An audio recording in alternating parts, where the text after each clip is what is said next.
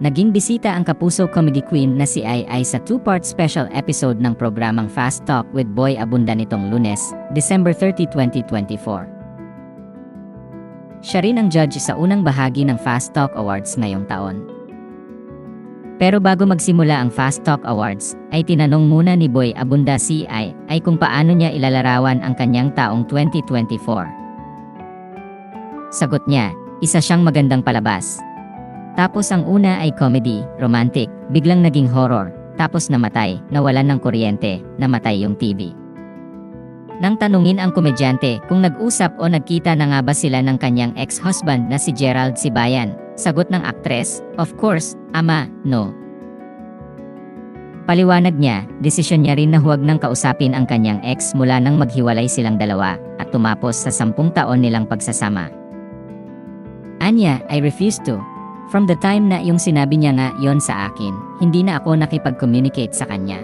Nakikipag-communicate ako sa kanya through some people like my son-in-law ko, ganyan, tapos yung mga ibang tao. Pero ako, direktang no. Patungkol naman sa importanteng leksyon na natutunan niya ngayong taon, sinabi ng komedyante na natutunan niyang mahalin pa ang kanyang sarili at natutunan niyang panatilihing intact ang kanyang dignidad kahit durog na siya.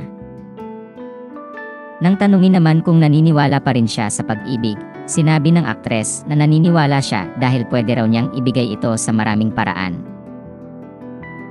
Anya, ang pag-ibig naman pwede mong ibigay sa maraming paraan. Pag-ibig sa kapwa, syempre, pag-ibig sa Panginoon, pag-ibig sa mahal na ina, pag-ibig sa mga anak, sa mga kaibigan. So I still believe in love. Matatanda ang kinumpirma ni Ai Ai sa Fast Talk with Boy Abunda noong nakaraang buwan na hiwalay na sila ng kanyang ex noon pang October. Ibinunyag din ang komedyante na ang dahilan ng paghihiwalay nila ay ang hindi nila pagkakaroon ng anak. Tiniyak din niya na hindi niya babawiin ang petisyon ni Gerald para magkaroon ito ng green card at maging legal ang paninirahan nito sa Amerika.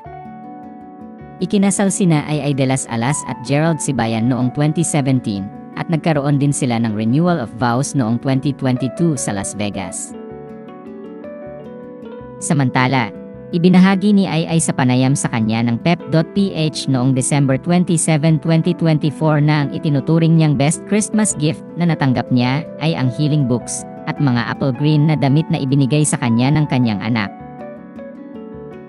Dagdag pa niya, nagkaroon din daw siya ng peace of mind dahil hindi na raw siya nag-iisip ng mga ginawa sa kanya ng ex niya.